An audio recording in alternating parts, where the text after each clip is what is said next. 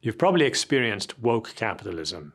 You can see it in the rainbow logos, the BLM ads that pop up from major brands every time you use the internet, or in the latest movies or TV series with what looks like non-stop progressive characters and themes, or on highway billboards telling us to see the world as the woke elites now see it.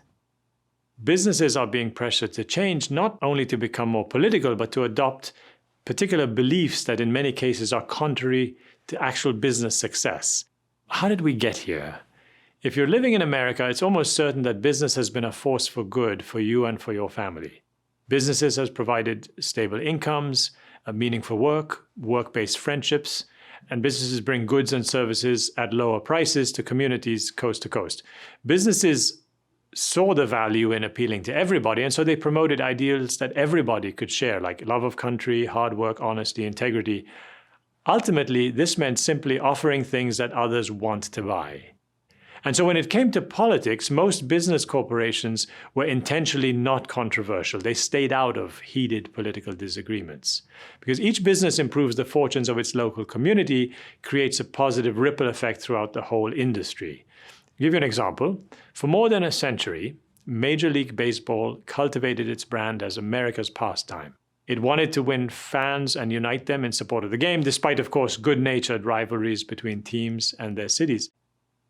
The only controversy that mattered was on the field, such as whether a runner was safe or out, or a line drive was fair or foul. Each time a game takes place, so many businesses benefit and workers earn money to support their families: hot dog vendors, jersey sellers, taxi drivers, restaurant servers, security workers, hotel staff. They all win with every game. And big games generate even bigger economic boosts. And that's exactly what many small business owners and employees in Atlanta were hoping for when their city was selected to host the 2021 All-Star Game.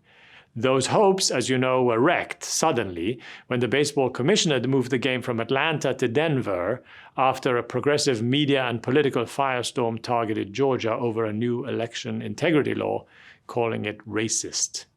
After the commissioner's decision, Atlanta-based corporations like Delta Airlines and Coca-Cola quickly piled on, issuing statements against the legislation. Within a few weeks, however, all those accusations were thoroughly debunked by most objective and even surprising sources like the liberal Washington Post. But the damage was already done. The woke capitalists leading Major League Baseball and Delta and Coca-Cola didn't just get things wrong and divide Americans ahead of the All-Star Game. They actually hurt Georgia-based black businesses and the workers who were hoping to benefit from the game. A Georgia small business group pointed out that Atlanta has a 51% black population, while Denver's black population is 9%. There are roughly 7 times more black-owned small businesses in Georgia than in Colorado. Since Atlanta is a majority black city, it was actually black Americans who stood to gain from the game. And thanks to woke capitalism, they were the ones who lost because of this controversy.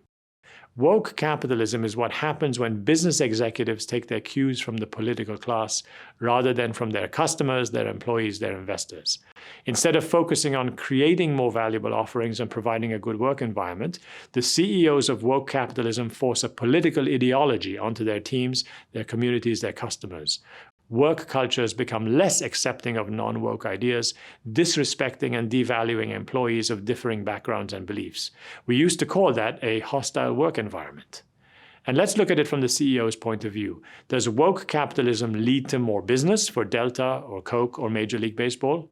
One of my students recently reviewed a number of companies engaging in political activism. Out of 30 companies, 27 generated a negative outcome or a backlash. And after the All-Star Game relocation, a poll by NPR, PBS, and Marist found that 57% of Americans opposed corporations, quote, using their public role, position, or events to influence political, cultural, or social change. America's experiment in woke capitalism is continually failing. What's the antidote? It's a return to what business did best all along. When American corporate leaders understood that business was a noble way for us to provide for our families, to find dignity in our work, and even to express our respect for one another through cooperation between customers, employees, and business leaders. Americans are done with woke capitalism pitting us against each other, and we look forward to a time when once again we can just play ball. I'm Andrew Abela, Dean of the Bush School of Business at the Catholic University of America, for Edify. Thank you for watching this video. I invite you to watch my Edify video entitled The Tension Between Solidarity and Subsidiarity.